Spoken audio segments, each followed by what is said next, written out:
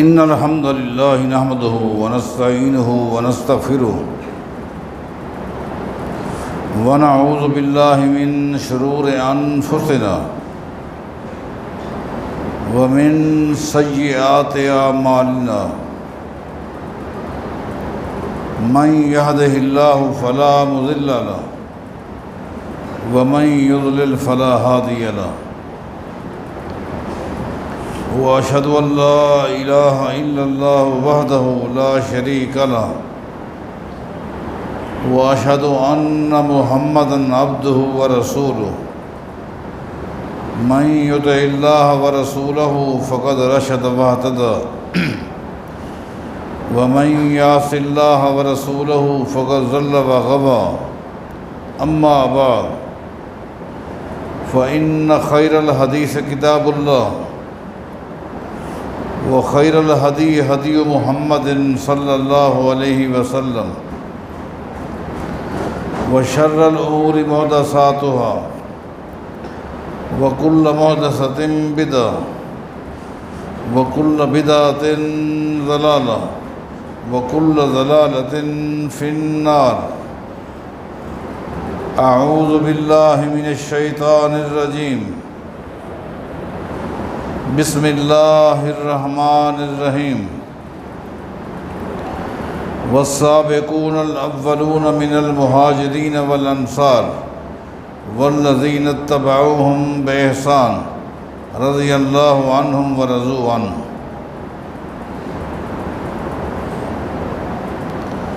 عشرہ مبشرہ میں سے سیدنا زبیر بن عوام رضی اللہ تعالیٰ عنہ کی سیرت کو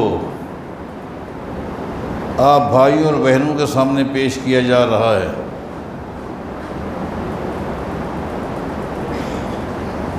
میں آپ کو صحیح بخاری اور صحیح مسلم کے حوالے سے ایک حدیث سنانے لگا ہوں جو بارہا آپ بھائیوں نے بہنوں نے سن رکھی ہے۔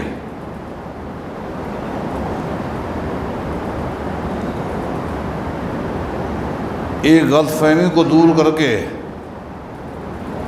بات کو آگے چلائیں گے انشاءاللہ۔ حدیث یہ ہے کہ سیدنا زبیر رضی اللہ تعالیٰ عنہ کا ایک کھیت تھا اور ان کے کھیت کے بعد ایک انصاری صحابی کا کھیت تھا۔ پانی جہاں سے آتا تھا پہلے کھیت سیدنا زبیر کا آتا تھا، اس کے بعد انصاری صحابی کا رضی اللہ عنہما۔ انصاری صحابی نے زبیر سے کہا رضی اللہ عنہما کہ تو پہلے پانی پلاتا ہے، بچا کھٹا پانی پھر میرے پاس آتا ہے، جبکہ پہلے حق میرا بنتا ہے۔ سیدنا زبیر نے کہا رضی اللہ عنہ ایسا کرتے ہیں ہمارے عامی مسائل کے لیے، خاصی مسائل کے لیے، گھریلو مسائل کے لیے، کاروباری مسائل کے لیے، جملہ مسائل کے حل کے لیے کائنات کے امام محمد مصطفیٰ کو بھیجا ہے صلی اللہ علیہ وسلم۔ آپ کے پاس چلتے ہیں، جو آپ فیصلہ دے دیں گے اس کو مان لیں گے۔ حدیث میں آتا ہے اختصموا عند رسول اللہ صلی اللہ علیہ وسلم، مقدمہ نبی علیہ السلام کے پاس آ گیا۔ آپ نے گفتگو سننے کے بعد فیصلہ دیا، یا زبیر اسقِ الماء، چونکہ جہاں سے پانی آتا ہے پہلے زمین تیری ہے، پہلے کھیت تیرا ہے، لہذا تیرا حق ہے تو اپنے کھیت کو پانی پلایا کر، اور جب تو دیکھے کہ تیرے کھیت میں ٹخنے کے برابر پانی آ گیا، یہ حدیث کے الفاظ ہیں، جب تو دیکھے کہ ٹخنے کے برابر تیرے کھیت میں پانی آ گیا ہے تو پھر ارسل، پانی کو اپنے بھائی کے کھیت کی طرف چھوڑ دیا کر، ارسل الماء الی جارک، پھر پانی کو اپنے بھائی کے کھیت کی طرف چھوڑ دیا کر۔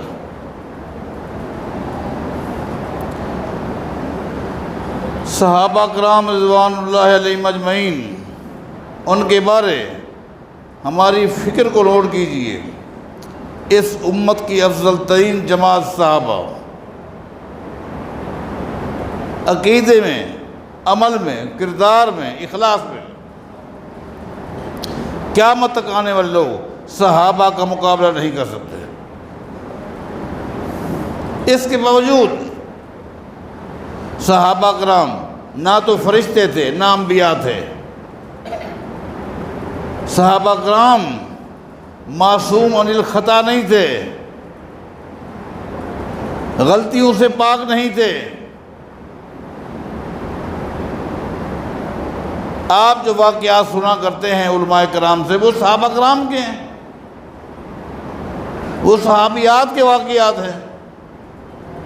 غلطیاں ہوئیں، سزائیں ملی، انہوں نے اپنے غلطیوں کا اعتراف کیا۔ یہ دلیل ہے کہ صحابہ صحابیات معصوم عن الخطا نہیں تھے۔ بشری تقاضے کے تحت اس انصاری کی زبان سے ایک جملہ نکل گیا، ان کانا ابن امتک، صحیح بخاری کی حدیث ہے۔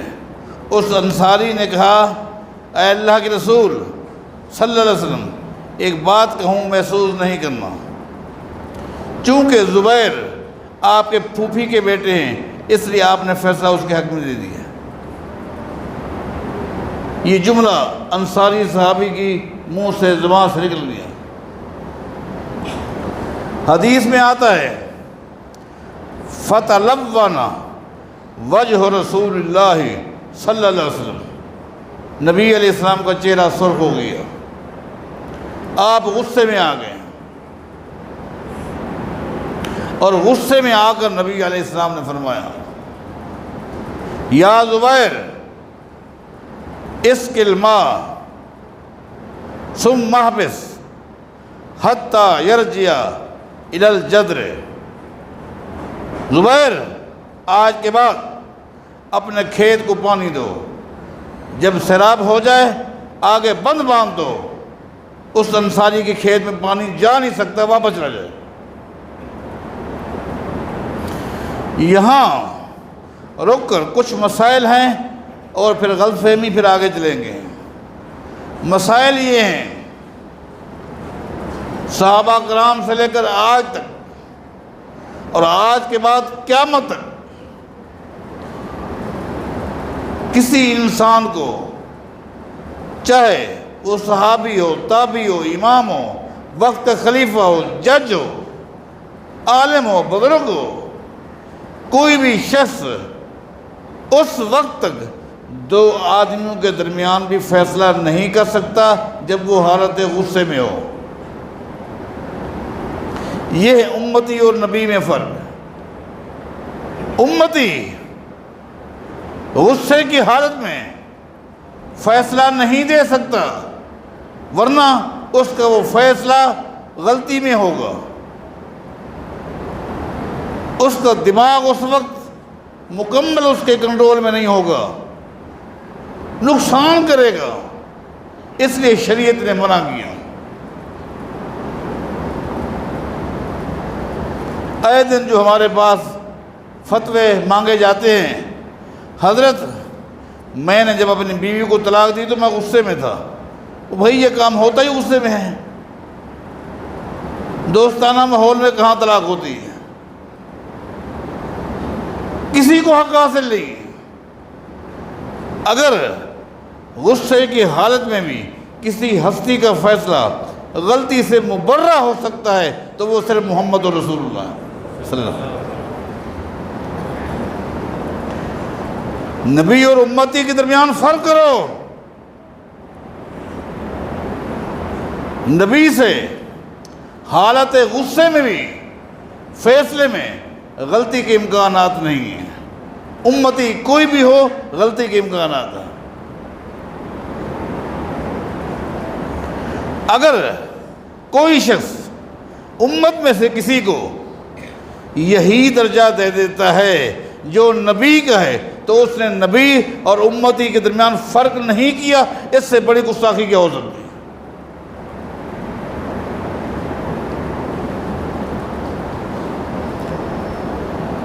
یہی وجہ ہے کہ جب عبداللہ بن عمر رضی اللہ عنہما نے نبی علیہ السلام سے پوچھا تھا، آج تک تو آپ کی زبان سے جو جملہ نکلتا ہے میں لکھ لیتا ہوں، بڑی معروف حدیث ہے، لیکن کچھ لوگوں نے مجھے منع کر دیا ہے کہ رسول اللہ بشر یتکلم فی الغضب والرضا، تو ہر بات لکھ لیتا ہے، جبکہ کبھی نبی علیہ السلام غصے میں ہوتے ہیں، اور آدمی جب غصے میں ہوتا ہے اس وقت غلطی کے امکانات ہوتے ہیں.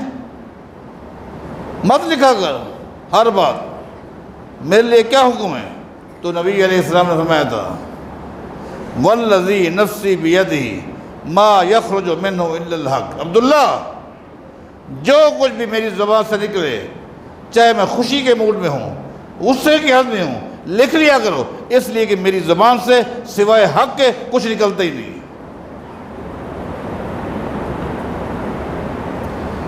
نبی علیہ السلام نے جو پہلا فیصلہ دیا تھا اس وقت غصے میں نہیں تھے، اب جو دوسرا فیصلہ دیا یہ غصے میں تھے. تلون وجہ رسول اللہ صلی اللہ علیہ وسلم، یہ فیصلہ غصے کی حالت میں تھا، آپ نے دے دیا.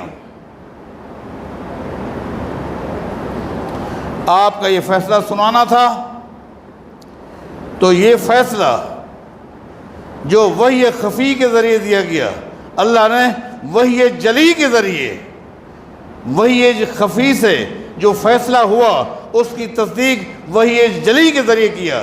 اللہ نے فرمایا اسی وقت، فلا وربک لا یؤمنون حتی یحکموک فیما شجر بینہم ثم لا یجدوا فی انفسہم حرجا مما قضیت ویسلموا تسلیما. اللہ پاک فرماتا ہے، فلا وربک، اے میرے پیغمبر، مجھے آپ کے رب ہونے کی قسم ہے، مجھے آپ کے رب ہونے کی قسم ہے، فلا وربک لا یؤمنون حتی یحکموک فیما شجر بینہم. جب بھی اسی نقطے پر بھی مسلمانوں کے درمیان اختلاف ہو جائے، جب تک اس اختلافی مسئلے میں آپ کو جج تسلیم نہیں کریں گے اس وقت تک میں ان کے ایمان کو قبول نہیں کروں گا. میں پوچھتا ہوں، قرآن کریم کی یہ آیت صرف صحابہ کے لیے تھی یا قیامت تک کے لیے ہے؟ تو اس کا مطلب یہ کہ قیامت تک مسلمانوں کا یہی انداز ہونا چاہیے، جب بھی کسی مسئلے میں بھی آپس میں الجھاؤ ہو جائے، الجھاؤ ہو سکتا ہے. دیکھیں، اختلاف کا ہو جانا کوئی بری بات نہیں ہے، لیکن اختلاف کے لیے شرعی حل تلاش نہ کرنا یہ بری بات ہے. اختلاف ہو گیا باپ بیٹے کے درمیان، استاد شاگرد کے درمیان، حاکم رعایا کے درمیان، چھوٹے بڑے کے درمیان، امام مقتدی کے درمیان، اختلاف تو ہو سکتا ہے. اختلاف کا ہو جانا کوئی بری بات نہیں، لیکن اس کا شرعی حل تلاش نہ کرنا یہ بری بات ہے. چونکہ حل دو طرح کے ہیں، ایک عقلی حل ہے، ایک شرعی حل ہے. عقلی حل یہ ہے، عقل یہ کہتی ہے جب باپ بیٹے کے درمیان اختلاف ہو جائے، بیٹے کو چاہیے کہ باپ کی مان لے، وہ بڑا ہے. اگر کسی نقطے پر استاد اور شاگرد کے درمیان اختلاف ہو جائے، عقل یہ کہتی ہے شاگرد کو چاہیے استاد کی بات مان لے، وہ بڑا ہے. عقل یہ کہتی ہے، عقل یہ کہتی ہے امام مقتدی کے درمیان اختلاف ہو جائے، مقتدی کو چاہیے وہ امام کی بات مان لے، اس لیے کہ وہ بڑا ہے۔ عقل یہ کہتی ہے رعایا اور حکمران کے درمیان اختلاف ہو جائے، رعایا کو چاہیے حکمرانوں کی بات مان لے، یہ عقلی حل ہے۔ جبکہ شرعی حل یہ ہے، شریعت یہ کہتی ہے اختلاف چاہے باپ بیٹے کے درمیان ہو جائے، استاد شاگرد کے درمیان ہو جائے، چاہے وہ میاں بیوی کے درمیان ہو جائے، ان دونوں کے اختلاف کو شریعت کے آگے پیش کیا جائے۔ شریعت اللہ کی وحی کا نام ہے، اللہ کی وحی میں وحی جلی ہے، وحی خفی ہے، ایک کو آپ حدیث کہتے ہیں، ایک کو آپ قرآن کہتے ہیں۔ یہ حل ہے۔ نہ بڑے کا موقف حجت ہے، نہ چھوٹے کا موقف حجت ہے۔ آپ نے اکثر مسند احمد کے حوالے سے حدیث سنی ہے، قربانی کے کئی ایک دنوں کے بعد، 15-20 دنوں کے بعد، جب سیدنا علی رضی اللہ عنہ مدینہ گھر پہنچے، جس وقت نبی علیہ السلام سے ملنے کے لیے، تو نبی علیہ السلام نے پوچھا علی سنائیں سفر کیسا رہا، تھکاوٹ اتری کہ نہ اتری؟ سیدنا علی نے کہا سفر کی تھکاوٹ تو اتر گئی ہے، لیکن گھر آ کر جو تھکاوٹ ہوئی ہے وہ نہیں اتری۔ علی کیا ہو گیا، کیا ہو گیا؟ سیدنا علی نے کہا رضی اللہ عنہ گھر آیا ہوں، گھر والوں نے دسترخوان لگا دیے، سالن میں سوکھا گوشت تھا، میں نے کہا یہ سوکھا گوشت کہاں سے آیا؟ گھر والوں نے کہا آپ کے لیے ہم نے کچھ سکھا کے رکھ دیا تھا، جب آپ آئیں گے آپ کے ساتھ مل بیٹھیں گے۔ میں نے کہا فاطمہ یہ تو حرام ہے، حرام ہے، 3 دن سے زیادہ قربانی کا گوشت کھانا منع ہے، یہ صحیح نہیں ہے۔ سیدہ فاطمہ نے کہا نہیں جائز ہے۔ اب میاں بیوی کے درمیان اختلاف ہے، بیوی کہتی ہے جائز ہے، خامند کہتا ہے ناجائز ہے۔ خامند کون؟ علی مرتضیٰ رضی اللہ عنہ۔ بیوی کون؟ سیدہ فاطمہ الزہرا رضی اللہ عنہ۔ وہ اس کی بات ماننے کے لیے تیار نہیں، وہ اس کا موقف ماننے کے لیے تیار نہیں۔ آخر کار میں آپ کے پاس آیا ہوں، کیا حکم ہے؟ یہ ہے شریعت۔ عقلی تو یہی تھا کہ فاطمہ علی کی مان لیتی، خامند بڑا ہوتا ہے، وہ سربراہ ہوتا ہے، لیکن نہیں، دین اسلام اس چیز کا نام نہیں ہے۔ دین یہ نہیں کہتا۔ نبی علیہ السلام فرماتے ہیں علی جو کچھ تو نے کہا یہ پرانی باتیں ہیں، یہ اس دور کی باتیں ہیں جب قربانی کرنے والے کم تھے، کھانے والے زیادہ تھے۔ آپ کو پتہ نہیں انقلاب آ گیا ہے، اب قربانی کرنے والے زیادہ ہیں، کھانے والے کم ہیں۔ اب اللہ کا حکم آ گیا ہے کل من ذی الحجۃ الی ذی الحجہ، اس سال کی قربانی کا گوشت اگلی قربانی تک کھا سکتے ہو۔ یہ شرعی حل ہے، یہ شرعی حل ہے۔ شریعت نے ایک طریقہ بتایا ہے، شریعت نے ایک اصول بتا دیا، اس حل کے تحت نبی علیہ السلام نے فیصلہ دے دیا۔ انصاری کو غصہ آ گیا، نبی علیہ السلام نے دوسرا فیصلہ دیا، اس کی تصدیق بھی اللہ نے قرآن کے ذریعے کر دی، اور اللہ نے فرما دیا مسلمانوں جب کبھی بھی تمہارے درمیان اختلاف ہو جائے اس کے لیے شرعی حل ہے۔ شرعی حل یہ کہ جج تسلیم کرو محمد مصطفیٰ کو۔ آج بھی آپ کا فرمان موجود ہے اور قیامت تک رہے گا، اور یہی حل ہے۔ اس لیے میں کہا کرتا ہوں، اور مجھے کہنے کا حق ہے، زمین کی پشت پر آج اس اصول کے تحت جو قوم اپنے اختلافی مسائل کا حل کر رہی ہے، اگر کوئی جماعت ہے تو صرف اہل حدیث ہے اور کوئی نہیں۔ ہر ایک نے اپنی الگ پنچایت بنائی ہوئی ہے، فیصلوں کے لیے الگ معیار ہے، لیکن آج بھی اس اصول پر اگر قائم ہیں اہل حدیث ہے کہ فیصلہ ہوگا تو قرآن و حدیث کے ذریعے ہوگا۔ اختلاف ہو جاتا ہے۔ اب یہ حدیث ہے، یہ قرآن کریم کی آیت ہے جو پڑھ کے سنا دی۔ اب اس واقعے کو سامنے رکھ کر اس طرح کی گھٹیا گفتگو کرنا کہ زبیر کو بھی اپنے سسر کی طرح اپنے حق میں فیصلہ کرنے کی بڑی صلاحیت تھی۔ زبیر کے سسر کون ہیں؟ ابو بکر صدیق رضی اللہ۔ کہا جس طرح وہ بڑی ترتیب کے ساتھ، نعوذ باللہ بڑی مکاری کے ساتھ اپنے حق میں فیصلے پیغمبر سے منوا لیتا تھا، سسر والا انداز یہی زبیر میں بھی تھا۔ کس قدر گستاخی ہے یہ! توہین صحابہ بھی ہے، توہین نبی بھی ہے، بلکہ رب کی بھی توہین ہے۔ کیوں؟ نعوذ باللہ پیغمبر ابو بکر اور زبیر کی بات ماننے پر مجبور ہو جاتے تھے، اور رب نے تصدیق کر دی، رب بھی مجبور تھا کہ رب نے فرمایا کہ فَلَا وَرَبِّكَ لَا يُؤْمِنُونَ حَتَّى يُحَكِّمُوكَ فِي مَا شَجَرَ بَيْنَهُمْ۔ یہ تو معمولی سی بات ہے پانی کی، اسے رجوع کر لینا چاہیے۔ یہ تو پانی کا مسئلہ ہے، جو آپ کے فیصلے کو ماننے کا نہیں ہے آئندہ، خالی اس کا پانی بند نہیں ہوگا، اس کا ایمان ختم ہو جائے گا۔ فَلَا وَرَبِّكَ لَا يُؤْمِنُونَ، وہ تو مومن نہیں ہو سکے گا۔ اللہ نے تنبیہ کر دی صحابہ کرام کو، اور صحابہ کرام اپنی غلطی سے رجوع کرنے والے تھے رضی اللہ عنہ۔ اس واقعے کے ذریعے چونکہ سیدنا زبیر کا ایک مقام سامنے آ رہا ہے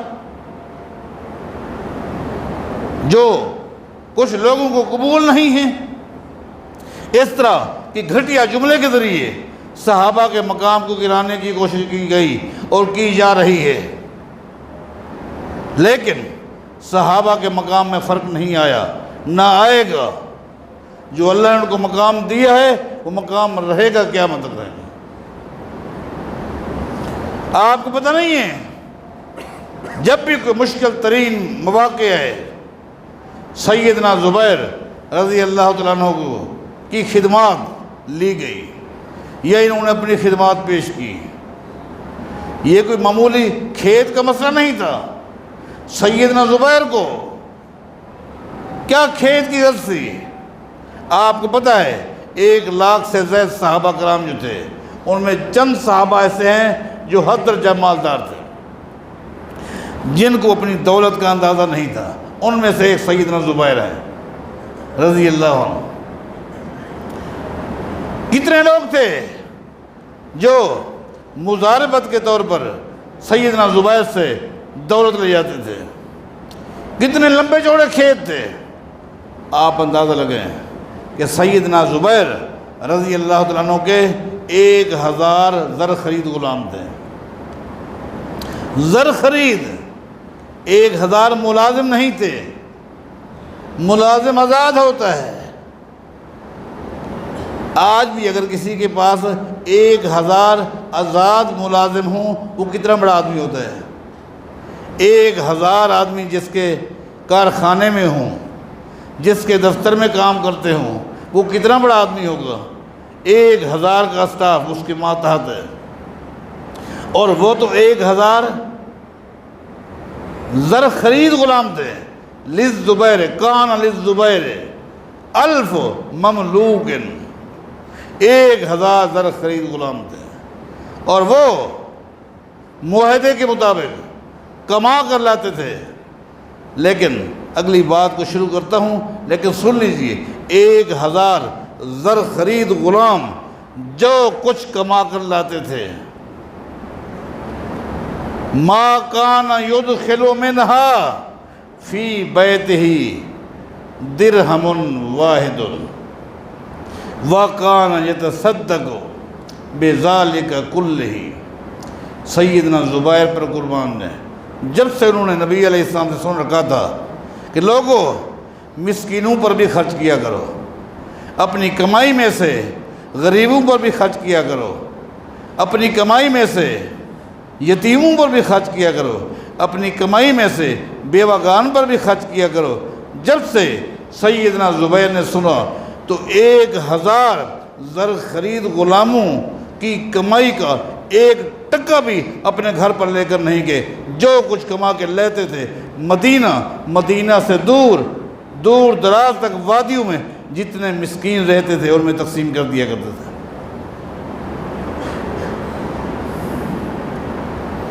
کاش اللہ آج بھی ہمیں بھی یہ توفیق دے۔ سیدنا زبیر نے اپنے معاونین کے ذریعے مدینہ سے باہر دور دراز کے مسکینوں کی ایک لسٹ بنائی ہوئی تھی تاکہ لوگ میرے پاس نہ آئیں، میرا پیسہ ان کے گھر پہنچ جائے، ان کے آنے سے پہلے پہنچ جائے۔ اللہ ہمیں بھی آئیے توفیق دے کہ ہم بھی یہ سوچیں یہ دنیا فانی ہے، ہمارے باپ دادا آئے چلے گئے، ہم بھی چلے جائیں گے۔ رزق کا وعدہ اللہ نے کیا ہے، جو کماؤ ان مساکین پر، ان مستحقین پر بھی خرچ کیا کرو۔ میں عرض کر رہا تھا سیدنا زبیر کو کیا غلط تھی، بے پناہ اللہ نے ان کو دولت سے نوازا تھا، لیکن آپ حیران ہوں گے ہر مشکل ترین موڑ پر سیدنا زبیر نے اپنی خدمات پیش کی۔ حضرات آپ کو یاد ہے کہ جس دن مکے کے کافروں نے سیدنا خبیب رضی اللہ تعالیٰ عنہ کو جیل کی کوٹری سے نکالا سولی پہ لٹکانے کے لیے، سیدنا خبیب نے کہا رضی اللہ عنہ دعونی حتی اصلی رکعتین، لوگوں مجھے 2 رکعت نماز پڑھنے دو۔ 2 رکعت نماز پڑھتے ہیں، 2 رکعت بڑی مختصر پڑھتے ہیں، سلام پھیرنے کے بعد کہا لولا ان یقولوا جزا لزدت، میرا دل کرتا تھا کہ رکعتوں کو لمبا کروں، لیکن اس لیے مختصر کی تاکہ دشمن یہ نہ کہے موت کے ڈر کی وجہ سے رکعتیں لمبی کر دیں۔ جب سولی پہ لٹکایا گیا سیدنا خبیب نے اللہ سے کہا اللہم انک تعلم انہ لیس حوالی احد، اے اللہ خبیب کو یہ لوگ سولی پہ لٹکا رہے ہیں، اس وقت سینکڑوں کا نہیں ہزاروں کا مجمع ہے، تماشائی ہیں مکہ سے باہر، لیکن کوئی ایک شخص بھی ایسا نہیں ہے جو اس بات کی اطلاع محمد مصطفیٰ کو دے۔ اے اللہ ابلغہ سلامی، ابلغہ سلام، اے اللہ خبیب کی تیرے آگے درخواست ہے، میرے سلام تو ہی محمد مصطفیٰ تک پہنچا سکتا ہے۔ ابلغہ سلامی، اے اللہ میرے سلام میرے پیغمبر محمد مصطفیٰ تک پہنچا۔ نبی علیہ السلام مسجد نبوی میں بیٹھے، آپ کی آنکھوں میں آنسو آ گئے۔ آپ نے بتایا ابھی جبریل بتا کر گئے ہیں کہ صبح خبیب کو سولی پہ لٹکا دیا گیا۔ نبی علیہ السلام نے فرمایا لوگو ایکم یحتمل خبیبا من خشیتی فلہ الجنہ، لوگو کوئی ہے تم میں جو میرے خبیب کی لاش کو یہاں لے کر آئے تاکہ لوگ میرے خبیب کی لاش کی بے عزتی اور توہین نہ کریں، بے حرمتی نہ کریں۔ اگر کوئی میرے خبیب کی لاش کافروں سے لے کر آئے گا تو وہ سن لے فلاح الجنہ، آج سے پہلے اس سے جو گناہ ہوئے یا مرتے دم تک جو ہونے سارے معاف ہیں، جنت واجب ہے۔ لوگوں پوچھو ان سے کون کھڑا ہوا تھا؟ فقام الزبیر، سیدنا زبیر کھڑے ہو گئے اور کہا انا و صاحبی مقداد، اے اللہ کے رسول میں حاضر ہوں، میرا دوست مقداد، ہم 2 جاتے ہیں۔ دونوں گئے، پتا چلا چوفیر کافر 24 گھنٹے پہرا لگا کر بیٹھے انتظار میں ہیں خبیب کی لاش کو کب کیڑے کھائیں گے، کب لاش گندی بدبودار گرے گی، کتے کھائیں گے، اس وقت تک پہلا دو تاکہ کوئی اس کو آ کر اٹھا کر لے نہ جائے۔ موقع نہ ملا۔ حدیث میں آتا ہے، سیدنا زبیر کہتے ہیں جس دن رات کی تاریکی میں ہمیں لاش تک پہنچنے کا موقع ملا 40 دن ہو چکے تھے۔ وَلَمْ يَتَغَيَّرْ مِنْهُ شَيْءٌ بَعْدَ 40 يَوْمًا، 40 دن کے بعد بھی جب ہم خبیب کی لاش کے قریب گئے لگتا تھا ابھی روح پرواز کری ہے، لاش تازہ تھی۔ سیدنا زبیر نے اس لاش کو اپنے گھوڑے پر رکھا، جب نکلے کافروں کی آنکھیں کھل گئی، سینکڑوں کی تعداد میں پیچھے آ گئے۔ سیدنا زبیر نے جب دیکھا اب معاملہ مشکل ہے، ایک دم گھوڑے کو روکا، لاش کو زمین پر رکھا اور کہا اے اللہ یہ تیری امانت تھی، اے اللہ اس کو تو سنبھال لے۔ فَطَلَعَتْهُ الْأَرْضُ، حدیث کے الفاظ ہیں فَطَلَعَتْهُ الْأَرْضُ، جو ہی زبیر نے خبیب کی لاش کو زمین پر رکھا، زمین کے 2 ٹکڑے ہو گئے، زمین شک ہو گئی، خلا پیدا ہو گیا، لاش اندر چلی گئی، پھر اللہ کے حکم سے زمین برابر ہو گئی، زمین بند ہو گئی۔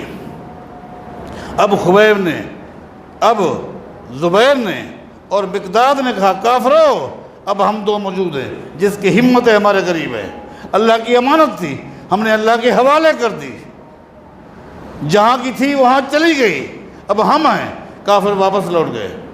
جب سیدنا زبیر اور مقداد رضی اللہ عنہما نبی علیہ السلام کے پاس پہنچے، آپ نے زبیر کو اور مقداد کو دیکھ کے سنا، میں لوگوں تمہارے آنے سے پہلے جبریل آ چکا ہے،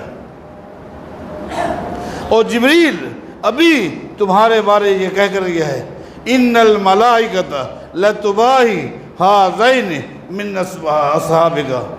اے اللہ کے نبی، جبریل نے کہا اے اللہ کے نبی، اللہ نے جو آپ کو 2 شیر دیے ہیں، ایک زبیر ہے ایک مقداد ہے، اللہ نے جو آپ کو 2 شیر دیے ہیں ان شیروں پر فرشتے بھی فخر کرتے ہیں۔ آج ان کے بارے جو کچھ کہا جاتا ہے اللہ ان کو ہدایت ہے، اللہ صحابہ کرام کے گستاخوں کو یہ ہدایت ہے، یہ برباد کر دے۔ صحابہ کی عظمت یہ ہمارے ایمان کا اہم حصہ ہے، اس کو بیان کرنا ہمارا فرض ہے، بیان کرتے رہیں گے۔ اللہ صحابہ کرام کے نقش قدم پر چلنے کی توفیق عطا فرمائے۔